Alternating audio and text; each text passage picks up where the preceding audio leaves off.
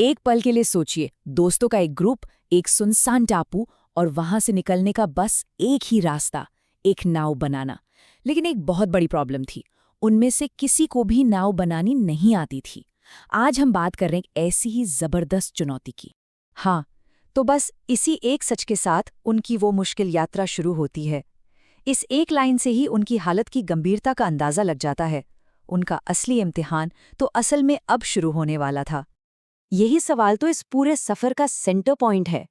क्या वाकई में कुछ यूट्यूबर्स जिनके पास कोई एक्सपीरियंस नहीं था, वो सच में अपनी आज़ादी का रास्ता खुद बना सकते थे? क्या सिर्फ हिम्मत और जुनून के दम पर यह हो सकता था? तो ये काम आखिर था कितना नामुमकिन? जरा सोचिए, कुछ लोग जिन्हें इस काम का क खगा भी नहीं पता, और उनके सामने एक ऐसी चुनौती जो किसी के भी होश उड़ा दे। ये कोई मजाक नहीं चल रहा था, ये सब कुछ रियल था। उनका टारगेट था एक 3D एनिमेशन पर बेस्ड नाव बनाना, और ये डिज़ाइन इतना कॉम्प्लिकेटेड था कि टीम के एक बंदे ने तो देखते ही बोल दिया, भाई ये तो हो ही नहीं सकता। मतलब शुरुआत से ही उम्मीद कम थी और डाउट बहुत ज्यादा। लेकिन जानते हैं, ऐसी निराशा के बीच भी उम्मीद ने एक बहुत ही अजीब जगह से जन्म लिया, कचरे से।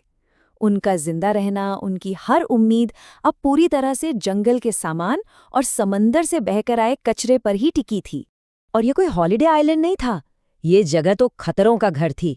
एक तरफ जहरीले सांप और मकड़ियां, दूसरी तरफ जानलेवा गर्मी और पानी की जबरदस्त कमी। मतलब हर कदम पर, हर पल एक नई चुनौती उनका इंतजार कर रही थी। तो इन्हीं खतरों के बीच उन्होंने सीखा कचरे को खजाने में बदलना।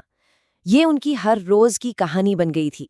मीलों तक बीच पर चलना, काम के कंटेनर खोजना, उन्हें पक्का करना कि वो सील हैं, प्लास्टिक पिघलाकर पेडल बनाना और बांस को जोड़ जोड़कर नाव का ढांचा खड़ा करना। जैसा कि टीम के ही एक मेंबर ने कहा, कोई भी कंटेनर अगर वो सील है तो वो सोने से भी ज्यादा कीमती है। सोचें, उनकी दुनिया ही बदल गई थी। एक ऐसी दुनिया जहां कचरा ही उनकी सबसे बड़ी दौलत थी। और फिर शुरू हुआ असली मिशन, नाव बनाने का काम। एक छोटे से मॉडल से लेकर एक बड़ी सी नाव तक, हर एक टुकड़ा जो वो जोड़ रहे थे, वो असल में अपनी उम्मीद को जोड़ रहे थे, उसे और मजबूत बना रहे थे। उनकी प्रोग्रेस की स्पीड देखिए जरा। पहला दिन, रहने के लिए एक बेसिक सी झोपड़ी बनाई। दूसरा दिन, एक छोटा सा मॉडल बनाकर ये साबित कर दिया कि हाँ, आइडिया काम कर सकता है। पांचवा दिन, उनकी फुल साइज नाव ने पानी पर तैरकर सबसे बड़ा टेस्ट पास कर लिया। और 7वें दिन तक पाल भी लग गया और उनकी नाव पूरी तरह से तैयार थी। और फिर आया वो पल जिसका सबको बेसब्री से इंतजार था। ये तैर रही है, यस, हमने फ्लो टेस्ट पास कर लिया। वो चीख सिर्फ खुशी की नहीं थी, वो इस बात का सबूत थी कि उनकी हिम्मत और उनकी उम्मीद जीत गई थी। इतने दिनों की मेहनत के बाद ये पहला मौका था जब उन्हें दिल से लगा कि जो काम नामुमकिन लग रहा था वो अब सच में मुमकिन हो सकता है। उस एक पल में उनका कॉन्फिडेंस 7वें आसमान पर था। नाव तो बन गई थी, लेकिन असली जंग तो अब शुरू होनी थी। खुले समंदर में 12 घंटे का सफर, एक ऐसा सफर जिसने उनके जिस्म और दिमाग दोनों की हर हद को टेस्ट किया। उन्होंने जो प्लान बनाया था और जो असल में हुआ, उसमें जमीन आसमान का फर्क था।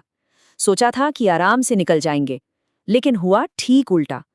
सामना हुआ खतरनाक लहरों से, पैडल टूट गए और थकान तो ऐसी थी कि बस जान ही निकल जाए।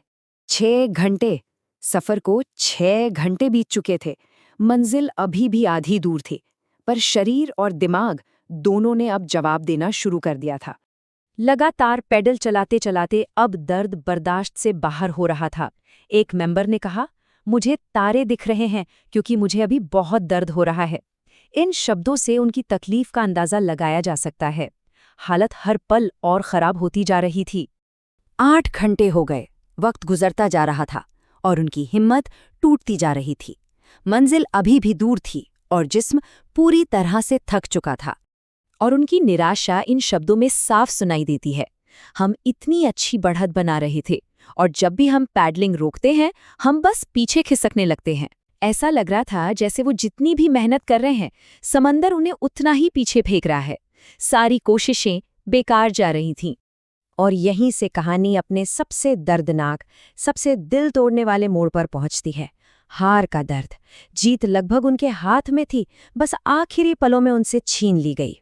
सिर्फ आधा मील, वो अपनी मंजिल से बस आधा मील दूर थे, इतने करीब कि जीत साफ साफ नजर आ रही थी, बस जरा सा और जोर लगाना था। लेकिन उनके पास बस कुछ ही मिनट्स थे और समंदर का ज्वार उनके खिलाफ होने लगा। कुदरत की ताकत उनकी आखिरी कोशिशों पर भारी पड़ रही थी, एक ऐसी ताकत जिससे वो जीत नहीं सकते थे। और आखिर में सब खत्म हो गया। एक मेंबर के शब्द थे, मुझे विश्वास नहीं हो रहा है कि हमने ये सब किया और हम पहुंच नहीं पाए। इतनी मेहनत, इतना दर्द, सब कुछ बेकार चला गया।